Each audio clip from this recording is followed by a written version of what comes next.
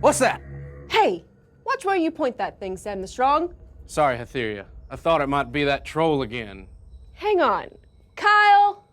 I thought you said we were here to talk about how to help our students prepare and review for testing. Oh, we are, but there's time for a quick game. It's like you always say, you can take a little bit of time for fun, and it's great for your mental well-being. What about the troll? Samuel, there is not a troll. Rachel, your character thinks that the group has got to be close to the wizard's treasure. We've got to be close to the wizard's treasure. Well, let's try this way then. I knew it! This is the magic door.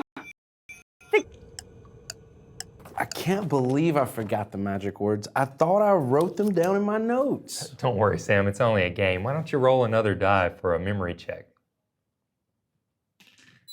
Oh, your character remembers the magic words. Thank you, and I hope you'll join us for the Q&A.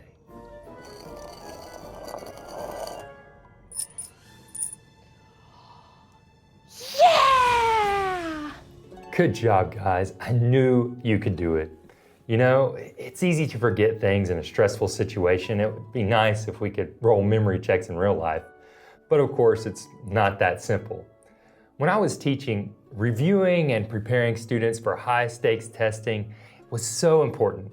Taking that extra step to get my class ready for the test made all the difference in the world. That's so true. And since we're on the topic, how about we jump into LYC? Yeah, let's do it. You find yourself in a room with blue lights and curtains. A man in a suit is welcoming you to the show.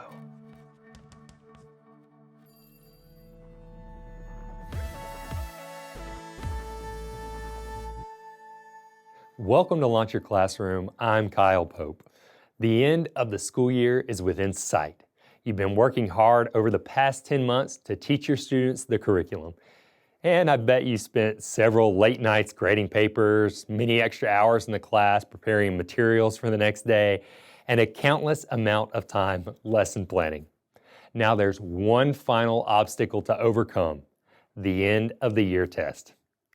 Test time can be a stressful one for you and students alike. It's perfectly natural to feel a little pressure. In fact, it can help you focus. However, too much stress can have the opposite effect.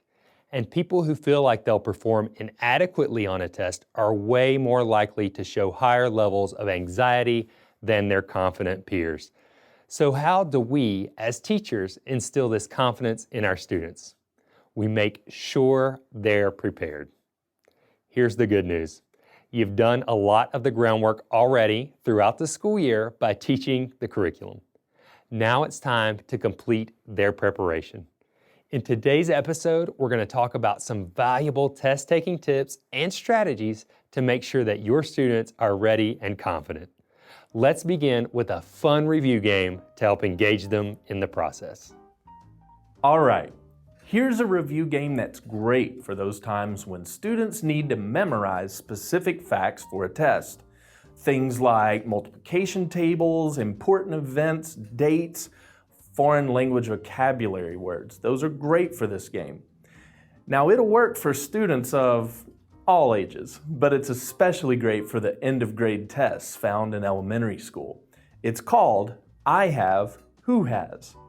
The game is based around a deck of cards that you can create. Each card is split into two parts. The top half of every card says I have, and one of the important terms from your material. The bottom half has who has and a question, a problem, or phrase related to a different term. The object is to match terms to questions. You'll want each student to have about 5 to 10 cards in their hands, so in a small group of 4 students, that's around 40 cards in total. And the deck of dates, events that you're going to see here are to help me cover my social studies material. Okay, Rachel, start us off. Let's see who has the Battle of Hastings. Aha! I have 1066.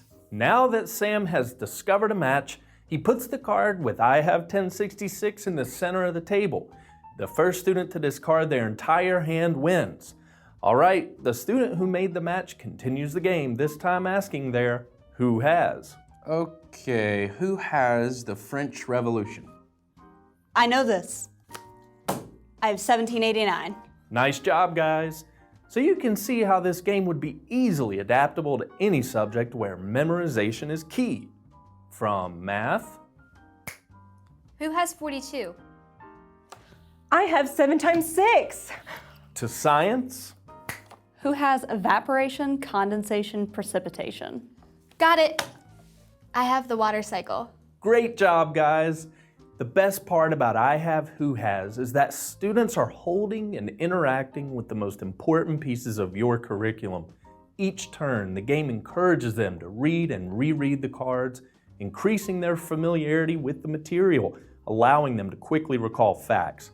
Once they get the hang of it, consider having your students compete against their best times for even more engagement. Ultimately, repeated exposure will help make sure your students are ready for test day.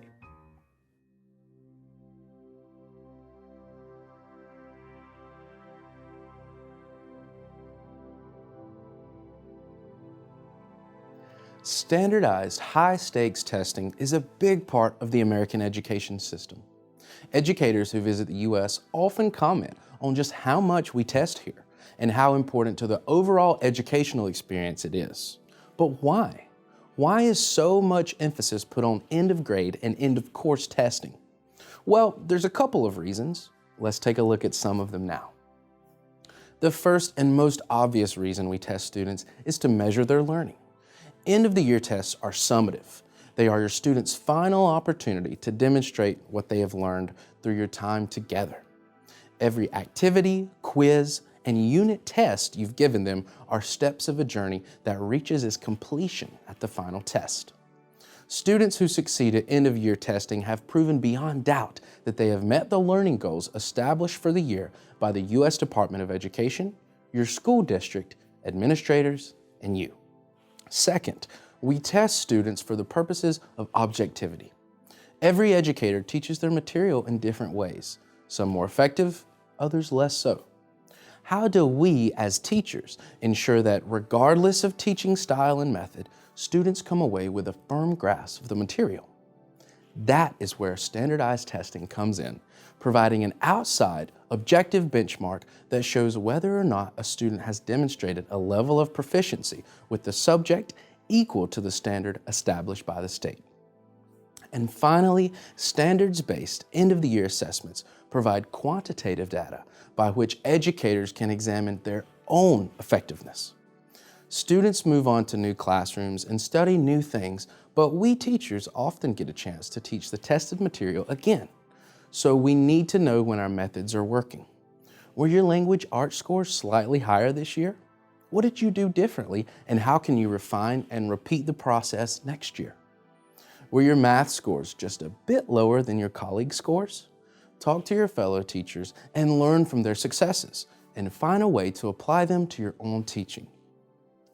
The intense focus on standardized testing in the U.S. can feel overwhelming sometimes. But it's important to remember the productive reasons that we do it. Now that you know why we test, you can begin to ask yourself how to make it meaningful for students and for yourself.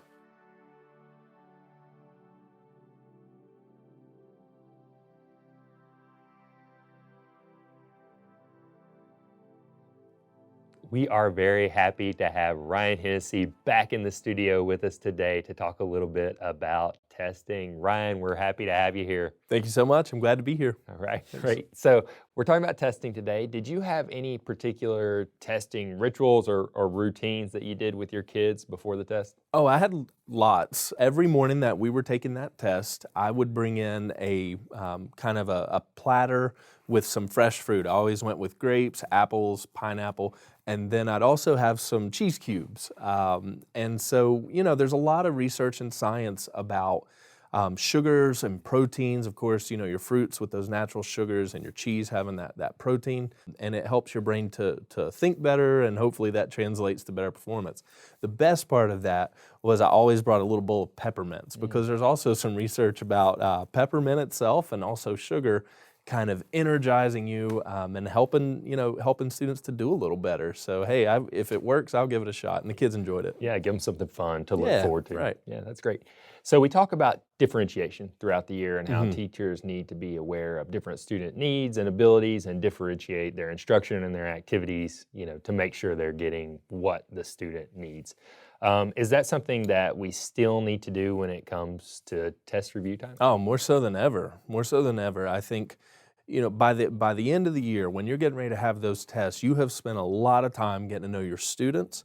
You have mounds and mounds of data and information throughout the year that you've collected. And so I've got this group of students and I'm very concerned that they're not going to test at a proficient level.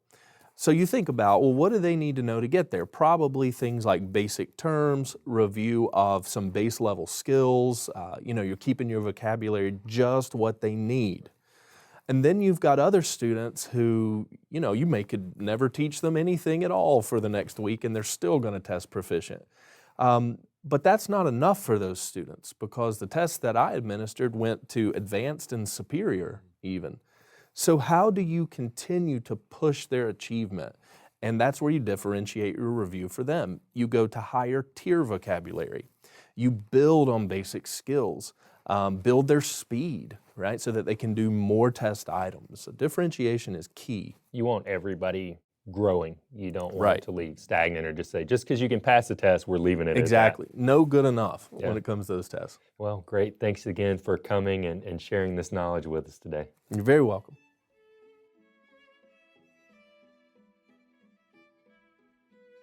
This review game is called Erase the Competition. You begin by breaking your class into several groups of approximately 4 students. Then you task the groups with drawing an object with a certain number of lines or parts. It's best to theme this to your class or curriculum. For example, when I was teaching world history, I would have each group draw a castle with 7 lines. If you were a science teacher, you could use molecules with 6 parts, in math, equations with 5 components, and so on. Whichever number you choose, make sure that you have enough review questions for the class total. So if you had 5 groups and 7 lines, you need to make sure that you had 35 questions prepared. Now, have a representative from each group come up to the whiteboard and draw their object. Also have them write their group number above the object to help you keep track. Choose a group to go first, then give them a review question. Allow the class a short time to confer with their groups, then ask the first group to share their answer to the class. If they're correct, then they get to choose to erase 1 line of any of their opponent's drawings from the whiteboard. If they're incorrect, the question goes to the next team who must be prepared to share their answer immediately. If that team answers correctly, then they get to choose which line to erase. After the line is erased, the next team gets a new question and a set amount of time to discuss it. If a team gets fully erased, then they cannot win the competition. However, they can still participate by answering questions and erasing other teams. The last team with a line left wins the competition.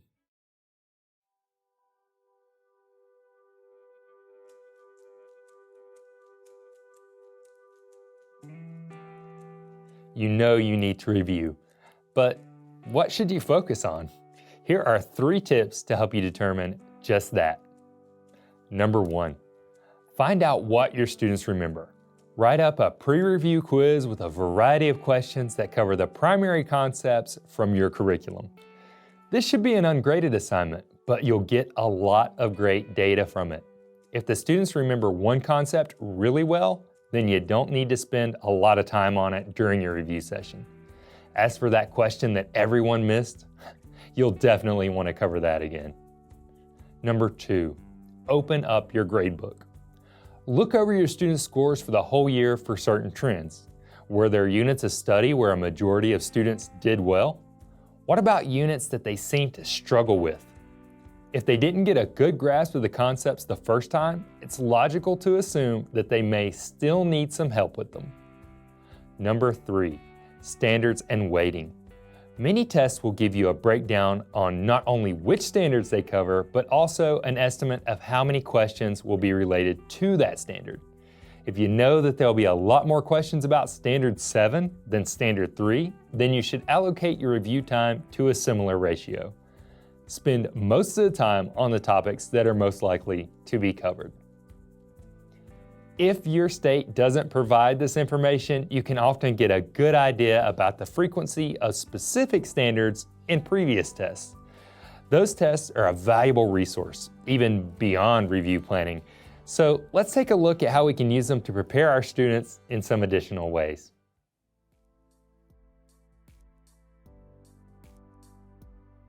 Were you more nervous the first time you set foot in the classroom or the last time you taught? The first, right? It's partly because you didn't know exactly what to expect. And now you've had experience handling different types of students and talking in front of large groups. The mystery's been taken away and you're more comfortable.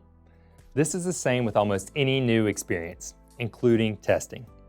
Although we can't continuously give our students state standardized tests throughout the year, we can take some of the mystery away. To begin this process, we need to enlighten our students by providing access to the testing format. Most states make past tests or questions available online for free. A quick internet search of your test will yield results that you can download and print off. Take several of these questions, preferably easy ones, and give them to your students. Talk to them about format.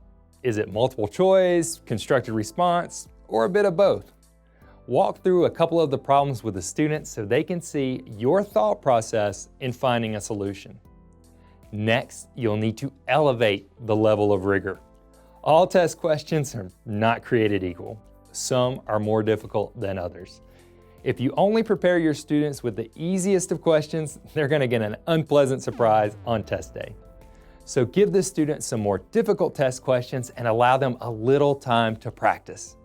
Be sure to go over the questions and allow students time to explain out loud why they chose a certain answer or why they decided to write a particular response. Make any corrections necessary. The final step in test practice is a simulated exercise. Select a variety of questions from previous tests, then create a packet for each student. Next, set up a similar situation as what they'll be facing on the day of test. For example, make it time-bound, give them bubble sheets, hand out pencils and scrap sheets of paper. And once the simulation is over and you have reviewed the answers as a class, take some time and talk to the class about how they felt or what questions they may have about the actual test day. Having been enlightened about the test, elevated to increasingly rigorous questions, and having completed a simulated exercise, your students will be more comfortable with the test questions and format. So when they do sit down to take the real thing, they'll be experienced test takers. We all know that, even under the best circumstances, the classroom can be a stressful place. For the teacher, there are lesson plans to write, behavior to manage, and a room full of young people's minds to shape and guide. Students can be stressed by their desire to achieve, their fear of failure, or any number of stressors they bring from home. During high-stakes testing, these stresses can be amplified and multiplied. So here are some tips to keep the stress levels low in your classroom during testing. Transparent scheduling. In the weeks leading up to the testing period, keep an up-to-date, highly visible schedule of events posted in your room. Make sure the testing days are clearly marked, along with review sessions, practice tests, and any post-testing celebrations. Having a transparent schedule will keep students informed and avoid any nasty surprises on test day. Teach deep breathing. Taking some deep breaths is one of the best ways to manage stress. Breathing slowly in and out for a minute or two has been proven to lower your heart rate, blood pressure, and feelings of anxiety. Coach your students beforehand on how and why to practice intentional deep breathing, and encourage them to do it during testing if they feel stressed or overwhelmed. And remember to take a few deep breaths yourself from time to time. Celebrate success. Do you have a classroom reward system?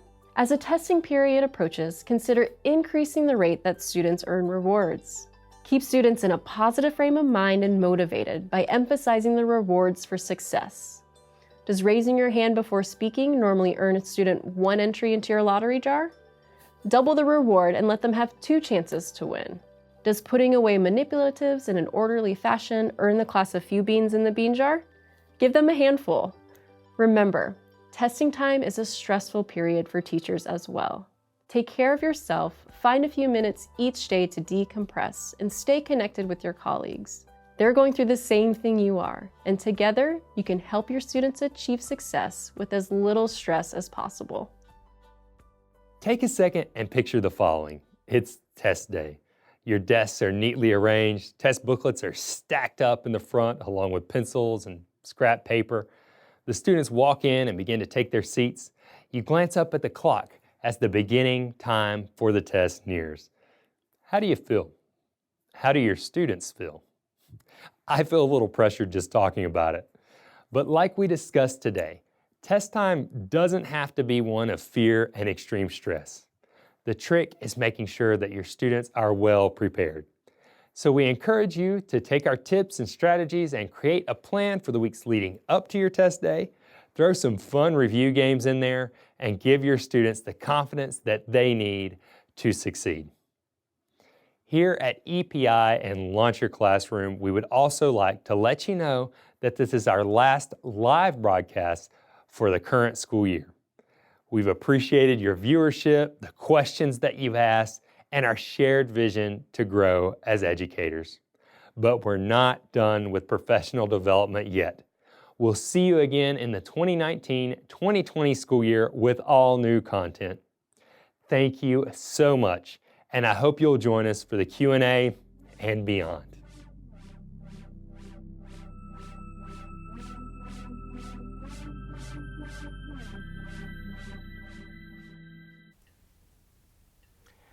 All right. Thanks for watching and for the great questions we've been getting in the chat, on our social media channels, and emails. We're going to try to answer as many of these as we can today. Remember, though, it's not too late to submit a question for our Q&A. If you have any questions about how to prepare students for high-stakes testing, put them in the chat and we'll answer them live. Joining us today for the Q&A is, as always, the host of Launch Your Classroom Live, Kyle Pope. Kyle, what about that troll? Johnny, there is no troll. And also joining us today is the director of EPI's Department of Program Services, Mr. Ryan Hennessy. Ryan, thanks for joining us. My pleasure, Johnny. All right, let's take a look at our first question. This comes in from Annalyn. We have 3 weeks before our final exams. Is there something I can start doing this early? Kyle?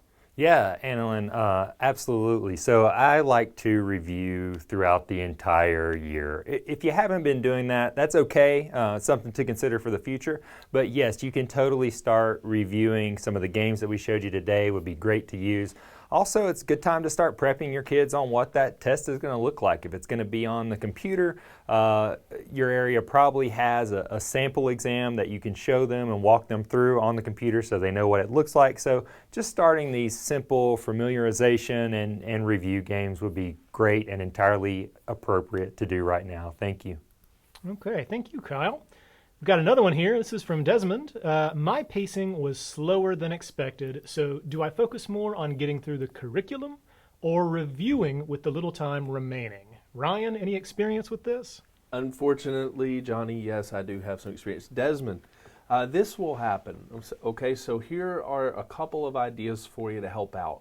Number one, I would say you need to check your curriculum and all of its supporting documents. Oftentimes it will tell you what would be considered the major work of the course or the grade. And when you have certain standards, groups of standards that are considered major work, you can expect to see more test items on those things.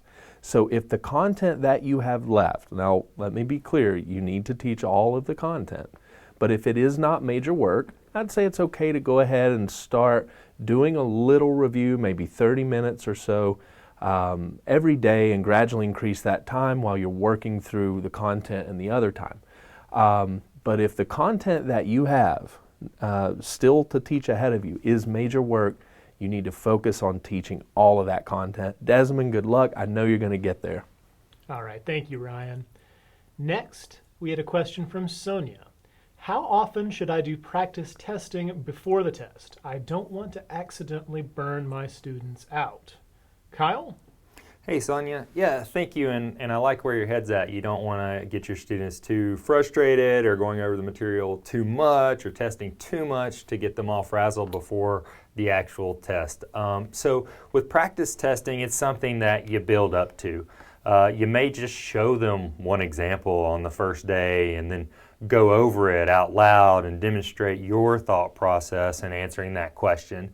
And then the next time that you come back to it, you may just give your students one question and allow them to work through it on their own and then talk it over as a class. And then the next time maybe you give them 2 or 3 more questions and let them work through it in the same process. So it's just something that you build up on. It's not something that you need to start, right this second and do it every single day. If you start now, you can certainly space this out more. And then honestly, I wouldn't give them a practice test or even maybe test questions probably the day before. I would just try to make it relaxing as possible, maybe hit a couple high notes, just so they have that kind of barrier and cool down time before the actual test day. Thank you so much for your question. Okay, I've got an interesting question here from John, Ryan. After the test is completed, what should I do for the rest of the day with my third graders? Hey, John, the answer really depends. If you are testing in a school where there are multiple grades, for example, maybe there are 2 or 3 other third grade classes or 4th, 5th, whatever it may be, in my experience, until all of the grades, either on your hall and in some cases in the whole building, are finished with a high stakes test, you really can't do much at all. So you've got to keep them quiet. I would suggest that you have some preferred books. Maybe if you have students that typically, they want to read magazines or comic books, things that they don't get to read because of, maybe leveling or something, let them read it. Then when the school finishes, keep it light. When the principal or head teacher gives you the all clear, keep it light. They've had a big day. So maybe some read alouds, familiar math games, things that you've done like that. Okay. Kyle, we've got a fan of your Erase the Competition game here. Benilda says, I'd like to use Erase the Competition, but what if my students get angry at each other? Yeah, thank you, Belinda. Yeah, this can be an issue, especially when you do have that type of competition where you're letting certain teams go up and technically take other teams out of the game. So what you need to do is set this up the right way. Say, hey, yeah, this is a competition, but obviously if you're knocked out, you can still participate and try to get back at that other team. You also need to make sure that you're setting up the proper procedures, like only one student come to the board to erase it. Keep it as procedural based, as straightforward and easy as you can. And if students start getting heated up, then take a second, talk to them. Whenever I did review games too, I rewarded the entire class. Yeah, the winning team might get a little bit better reward, but everybody was going to get something at the end just because I felt like review was one of those really important things that you want everybody involved in and participating in. So thank you for your question.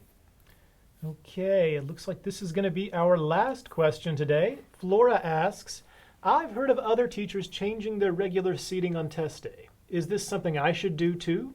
Ryan? Hey, Flora. It really depends on your current room setup. If you have group or desk clusters, things like that, you'll likely have to do it. You have to have students arranged in such a way where the test and the environment is able, ready for you to control very easily. So you may have to go a little more traditional, separate desks and things like that. However, I would make one change. I would not change the regular seating on test day. In my experience in elementary school, go ahead and change it a week, even a week and a half or 2 out before test day. Because what you don't want is your students to come into the classroom and look around that classroom and it just be vastly different than anything they've ever seen. What you're going to do is give them a little shock, a little surprise. The nerves may come because it obviously is so different than every other day. So go ahead and kind of warm them up to the idea of the change before the test. Thanks, Flora. Good luck. All right. Thank you, Ryan. Okay, everyone. That's all the questions we have time for today. This has been our final episode for the 2018-2019 school year. But Launch Your Classroom will return on August 16th, 2019 for a brand new series of episodes. packed with strategies, tips, and a whole lot more. In the meantime, if you're looking for some great summer reading, make sure you use the link in the description below to head over to Amazon.com and pick up our Launch Your Classroom ebook series. And remember, to stay up to date on all the free professional development that EPI offers, why not subscribe to our YouTube channel? And while you're at it, click the bell icon to receive notifications when we're live. From everyone here at Launch Your Classroom, we can't wait to join you again for another school year of professional development. Take care, everyone. We'll see you next time.